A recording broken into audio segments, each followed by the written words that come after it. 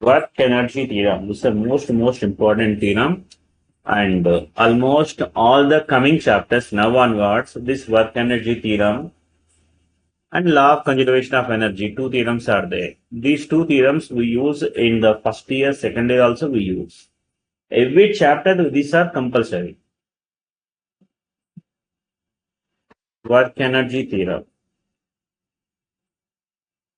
Work done by all forces. All forces means all types of forces. What are the forces are there? All forces. And generally forces will come under what category now here? Maybe a pseudo force, frictional force, conservative, non-conservative, external force. All forces. Yes, work done by all forces is equal to what terminal? Change in kinetic energy. So this is work done, which is we can say this as what tell me now? Change in kinetic energy delta E. Work done by all forces equal to change in kinetic energy. Where delta Ke means what tell me now?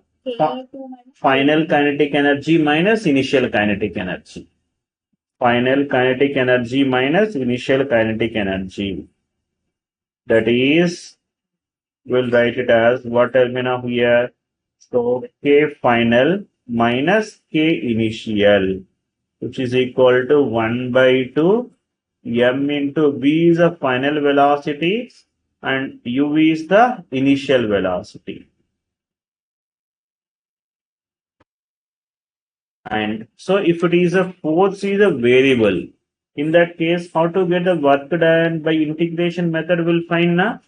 That integration method we use to find the work done. And this work energy theorem applicable for all type of forces. Yeah,